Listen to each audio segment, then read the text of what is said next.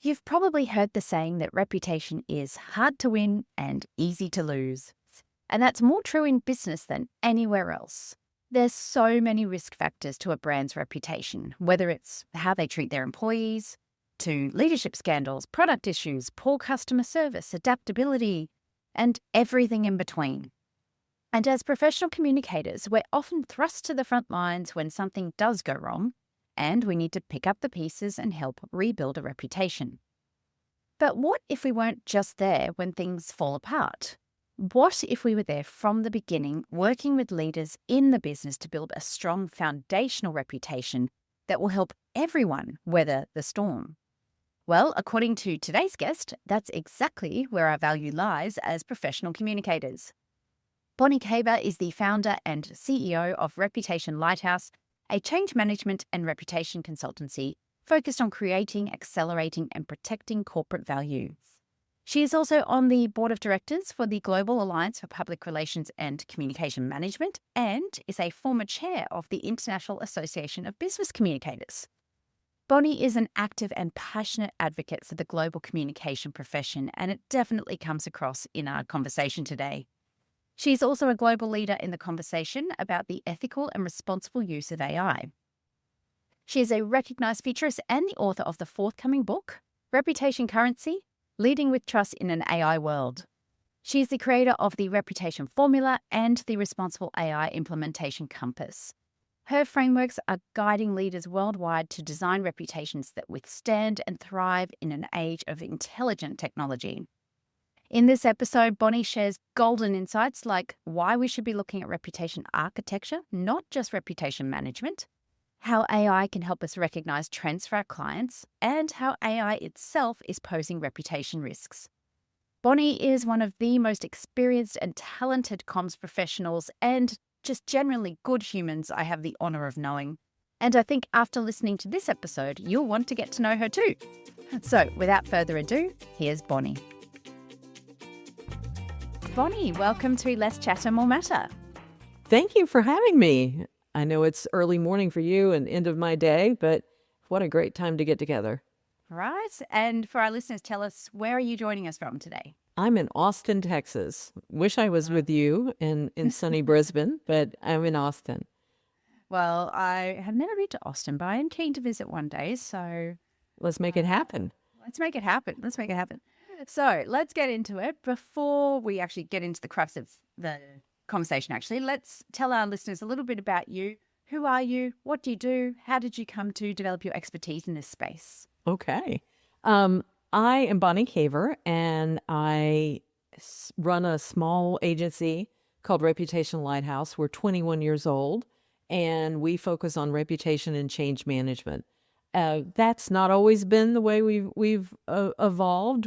As with all communication organizations, we started off as a PR firm. We transferred into strategic communications, and then we really looked at some of the things that we really think are impactful to an organization and where we could make some tremendous impact. And so we really focus on helping organizations and leaders create, protect, and accelerate their reputations. And that ends up helping with corporate value. Wow, how did I get there? Well, my journey started in sports PR. And so I used to do a ton of crisis. At any given moment, you walk into the office and there was some crisis that happened overnight, and you had to deal with that among all the other things that happened. And I used to always say, man, there's got to be a better way. There's just got to be a better way than to be looking at it from a crisis perspective when you have no equity, when you have no messaging, when you're not prepared, even with all the best crisis plans.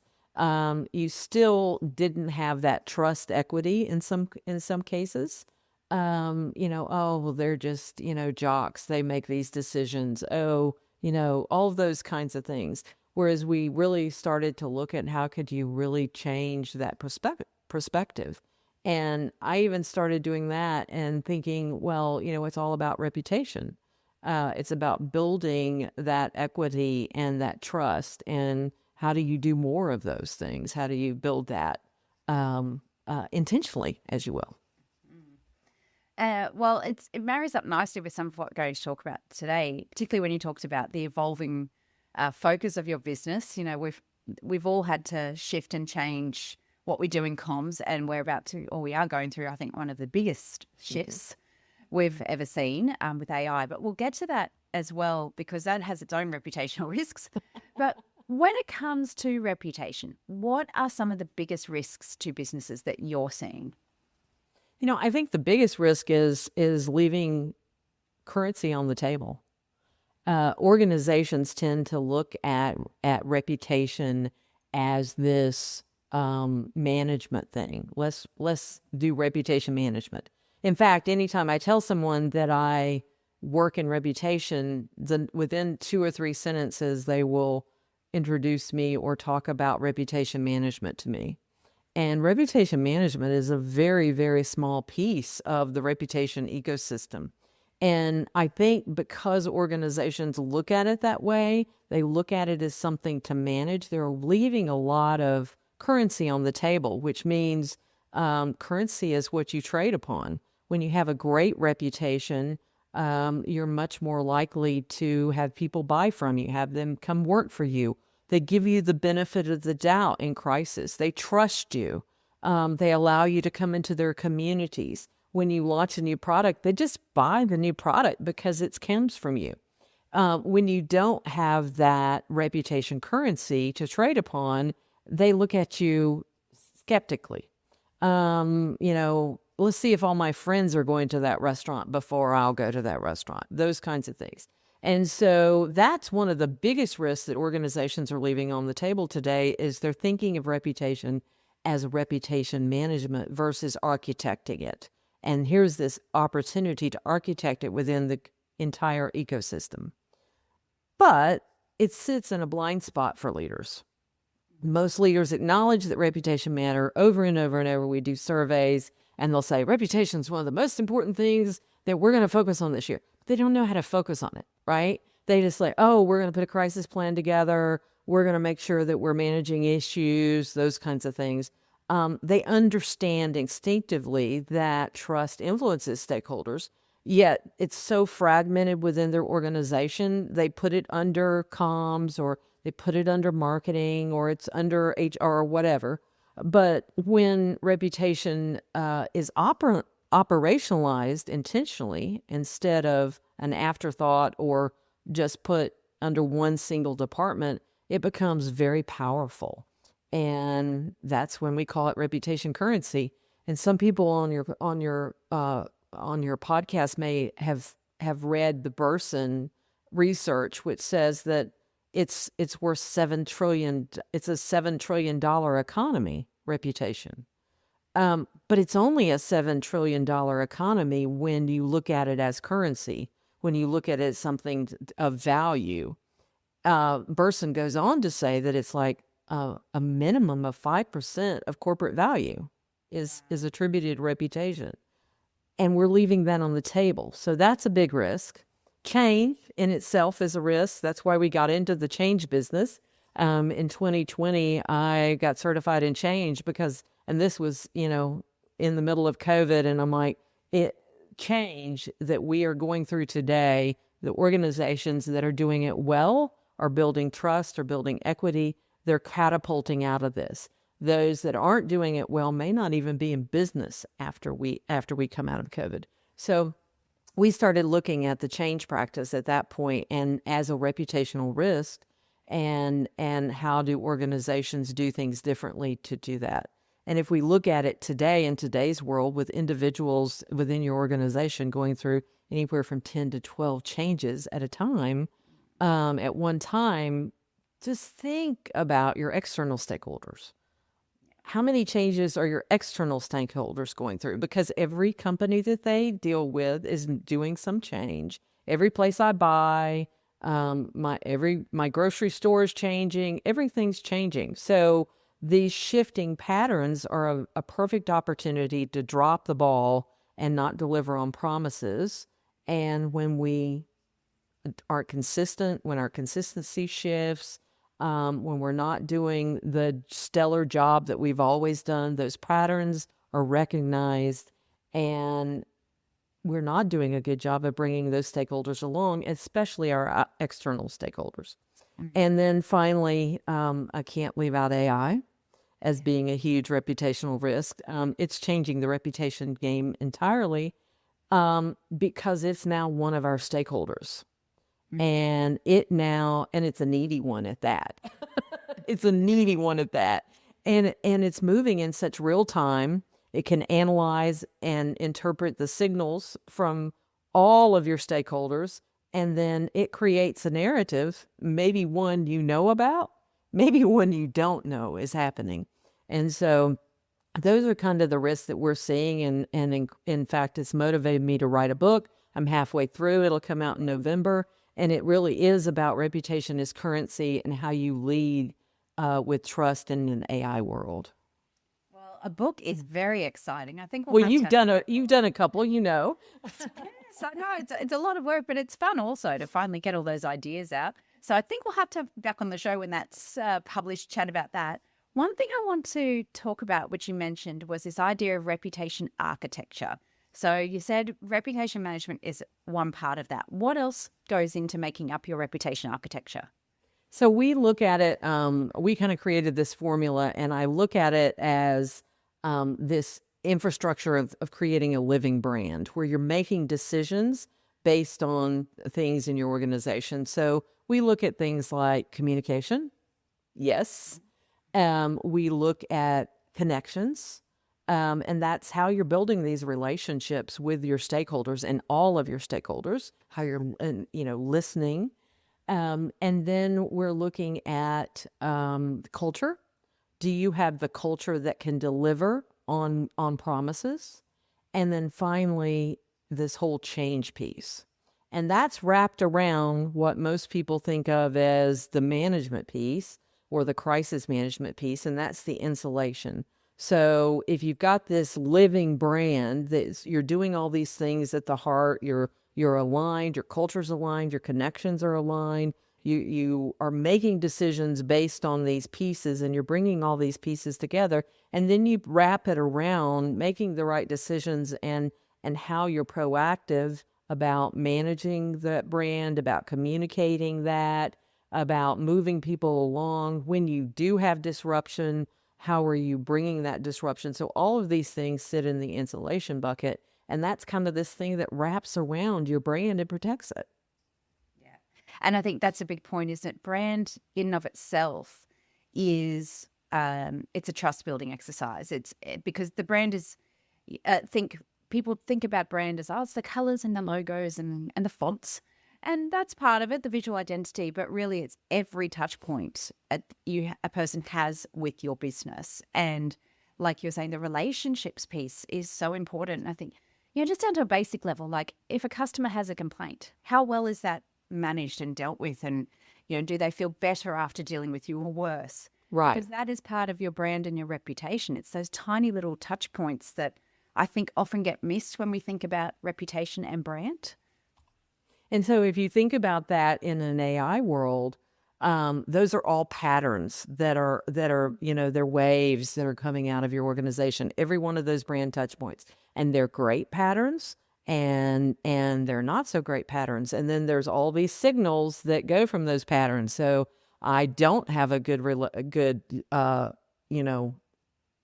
don't have a really good interaction with you after something happens. So then I go write about it. I go put it on Google. Then somebody has a good interaction and they go write on it and they say, okay, so now we're looking at AIs taking all of these interactions, both your internal interactions, your external interactions, and it's making a decision. And some of those interactions are real and some of those interactions are not real because you have bots that are now carrying your narrative. And AI is making a decision on that. And you might not even be paying attention to those patterns. And a lot of times change is interrupting those patterns because of its disruption. And if you're not talking to people and not listening and not adjusting and not aligned, then you have these huge gaps in delivery. And there goes your reputation. Yeah, 100%. And Yeah, I was just reading something the other day about some of the AI tools. I can't remember which one it was exactly, but they were saying they're now starting to mine Reddit for Mhm. content as well, which we know is not going to be accurate, particularly when it pronounces opinions as facts. But yeah, like you say, if it's mining tools like Reddit, well, then you're getting everybody's opinions, and that is when you're going to see that, I guess the real brand essence come out.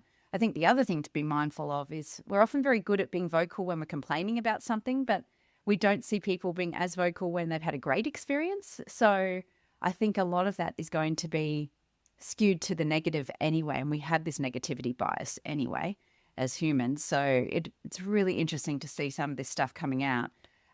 Before we get more into the AI, what is the role of professional communicators in reputation risk management? Because I know there are going to be people listening to this because I hear it all the time. I'm sure you do too. Like, I know this is a problem, but leaders don't listen to me, or, there's only so much I can do, and blah, blah, blah. What is your thinking around that? I think the role out is now a leadership role. In the past, it's sat there as, you just go monitor the brand. You get a good monitor and you monitor the brand. You give me a crisis plan and we're good. And when you go tell somebody, well, I think these things are happening and we should pay attention to them, and we're told, oh, you're just a glass half empty person, Bonnie. I've been told that quite a few times. We're always looking at the negative. But the reality is that we need to help our leaders look at this pattern recognition holistically and look at the impact of that and look at the positive impact and the negative impact. We need to look at how we accelerate those great stories and the interactions that we have and the experiences that we have. But we need to also do something that I think communication professionals do better than anybody else, and that's cross-function across silos. By the very nature of what we do, we have to communicate on one day with the engineers, with the frontline workers, with the deskless workers, with the CEO. We are the only people, aside from HR, that have to have a very small window into them. Communication professionals are dealing with absolutely every stakeholder internally and externally. We have to really come to the table with that because our leaders need that kind of holistic view more than ever. And we need to think of listening a little differently. We need to think of listening as pattern recognition. And we need to bring that pattern recognition to our organizations that they're not generally going to see.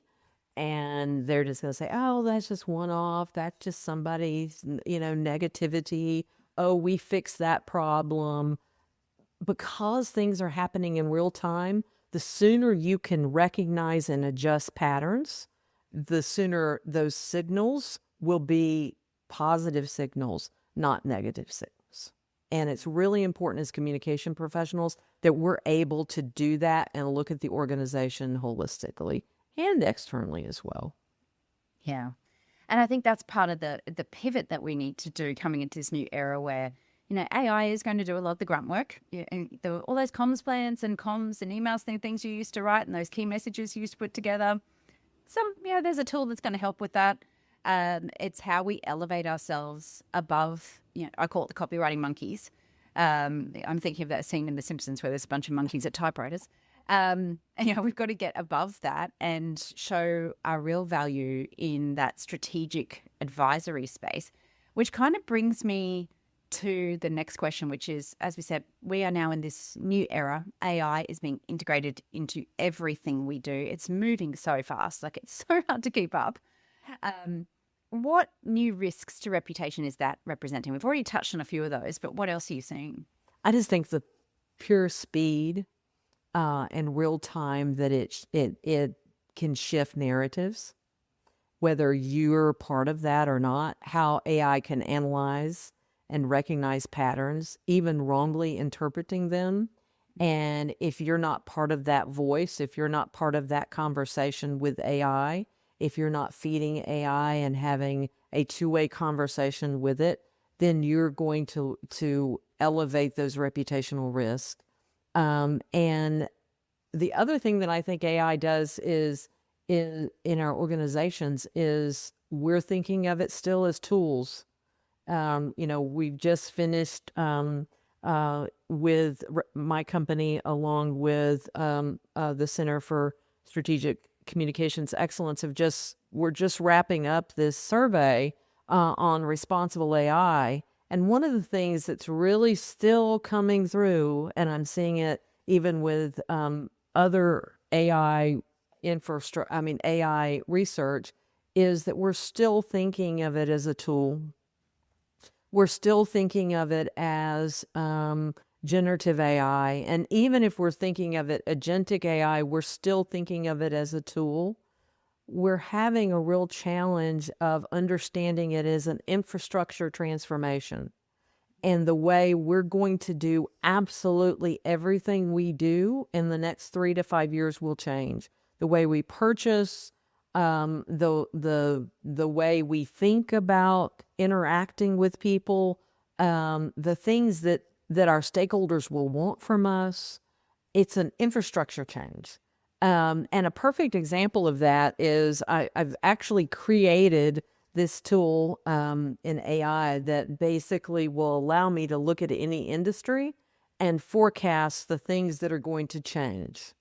And in that, I look at all of the stakeholders and how the stakeholders are going to change.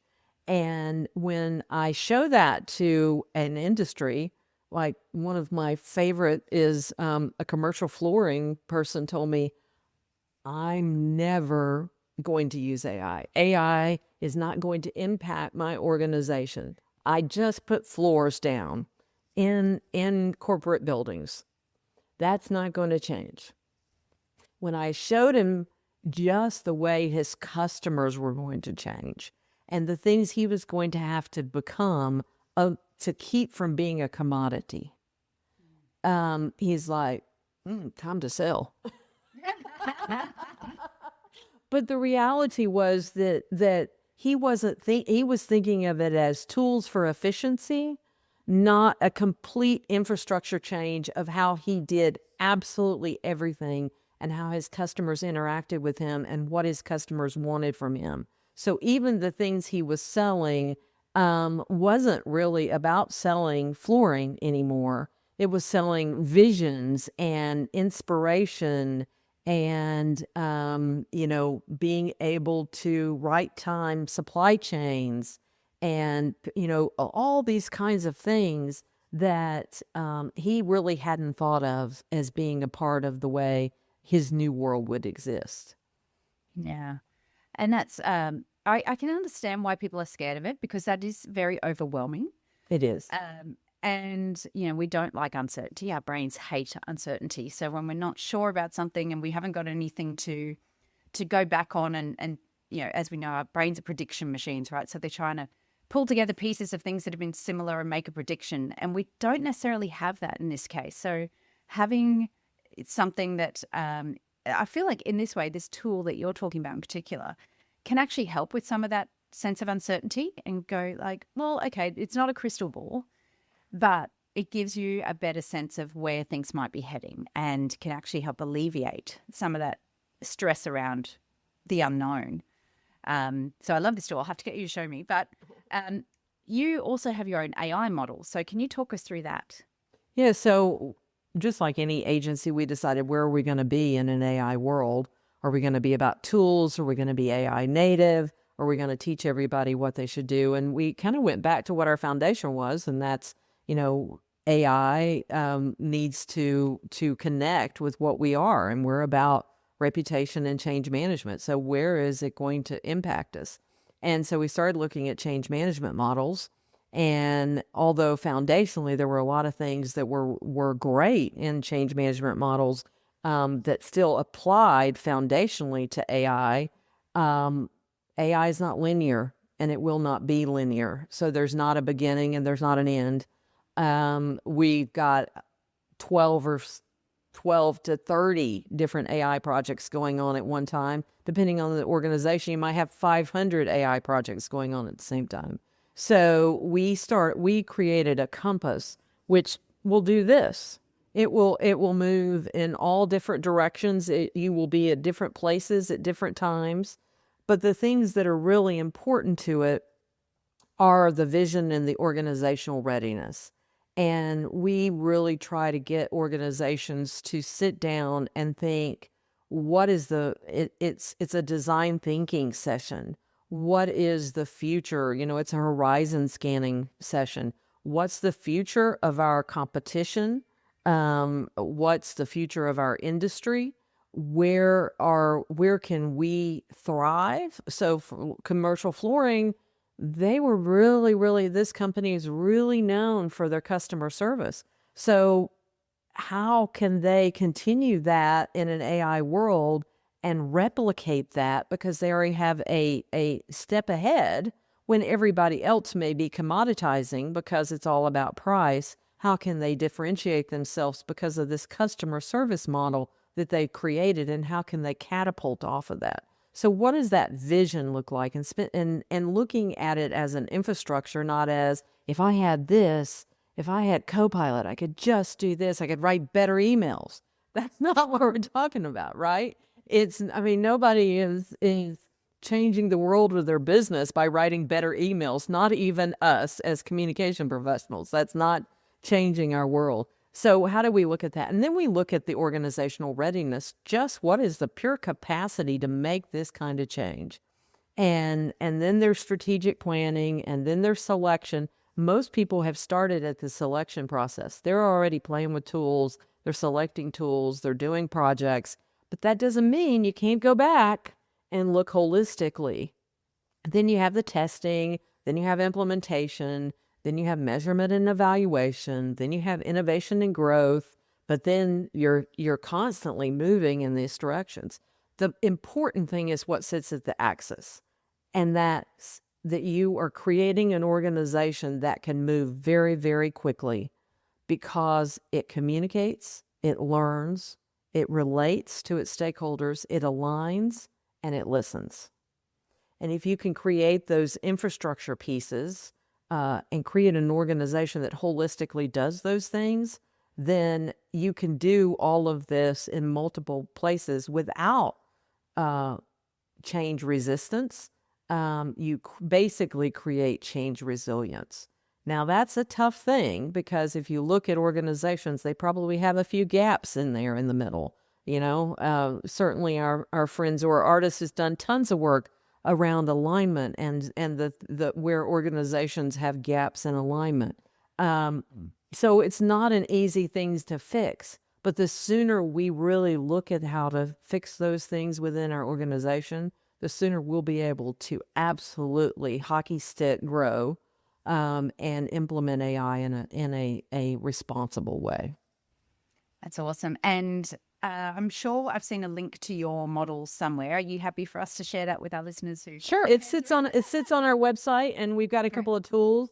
We have a playbook there, and then we've just done a playbook on AI transparency and disclosure as well, which we're looking at, not just, telling people in my contract that I will use AI, but how do you connect the dots from a reputational perspective and building trust? Yeah, great. That's awesome. Thank you for sharing those tools. So one last question for the formal section of today's festivities. If we have some listeners who aren't sure where to start with reputation management, particularly in this AI age, what are your top 3 tips for them?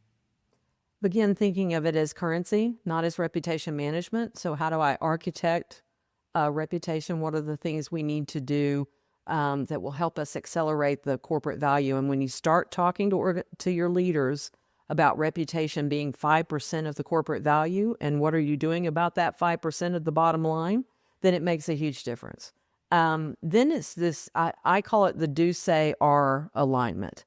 And you hear a lot about the do and say alignment, and the R is, what are you at the heart of your company? It's what, you can say things and you do things, but they don't always align to what you truly are as a company and what you're able to deliver upon. So be sure to look at that R, and that you're aligning to that as well. And then, elevate the pattern monitoring. You're not just monitoring the brand, but look internally and externally at all the dimensions of reputation. And that's products and services, innovation, workplace, governance, citizenship, leadership, performance.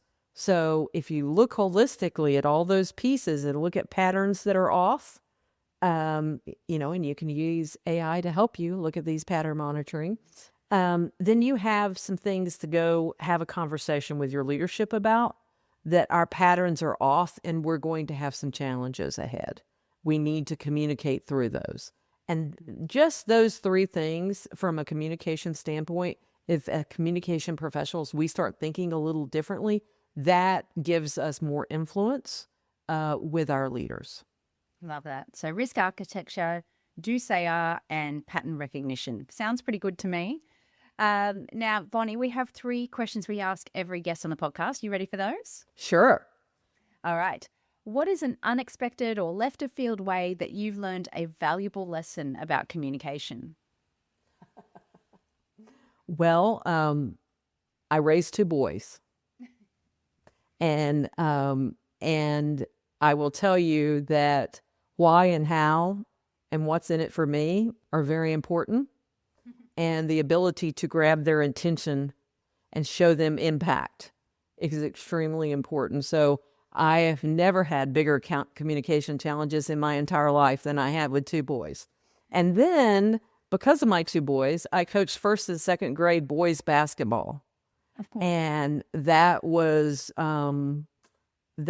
very a huge learning about how to communicate, all the way from what kind of earrings do I have on, and being told by a little boy, we don't care about earrings. Know your audience, right? So, I mean, just little things that they kept me on my toes absolutely every day, and made me really realize that you have to be present with your audience, and you have to communicate very differently with all of your audiences. And I was little, I had kids and saying, I know how to communicate. Not at all. Not so much, yeah. Not so much. I actually wrote about this on LinkedIn a little while ago about unexpected ways I've learned about, become a better communicator. And one of them is I've got 15 nieces and nephews, and talking to young people, because that curse of knowledge, they're not stupid, but we have the curse of knowledge. And it's kind of every time I say, oh, can you do this or do that? I have to remind myself, actually, they might not have done this before. So you've got to step it out. You've got to be really clear. And like your kids, you've got to be prepared for the hard questions too. Right. Honest questions. Honest, very honest. Yes. 0 filter. Next question. What is a book or podcast you love and would recommend to our listeners? Well, this podcast, of course.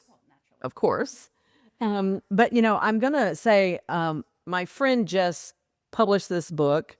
And I would think it's out everywhere. I think he's going to be in Times Square. His picture is going to be in Times Square very soon. But it's Matt Domo, Everybody Wins, The Business Leader's Mission Possible Guide to AI Success. It is a book for every leader. And especially, there are a lot of things in there that as communication professionals, we're going to shake our head and say, amen, amen, amen, and then want to go give it to our leaders. Awesome. Yes, just subtly leave it on their desk. Absolutely. Last question. If you could wave your magic wand and change one thing about communication at work, what would it be? That we talk more about business and how we impact business as communication professionals. That we understand beyond business acumen, but we understand business goals, business disruption, the things that leaders are going through and the decisions that they're having to make, and we're there as a partner to help them do that. Yeah, I absolutely agree. And one of the things I think we really need to work on if I think about university level, even is having that business element to the training that we offer for communicators. Because, I don't know about you, but I did journalism undergrad degree and politics and English. So I read a lot of Shakespeare, which is great, but doesn't really help me build business acumen. So that's something that I really am passionate about as well. Well, Bonnie, absolute pleasure having you on the show. I've been wanting to talk to you like this for so long. If people want to get in touch with you, what is the best way for them to do that? Just look me up on LinkedIn, Bonnie Caver, and I'm there and love to connect with you. Absolutely. Bonnie, thank you so much for joining us on Let's Chat and More Matter. Absolutely. Thank you so much for having me.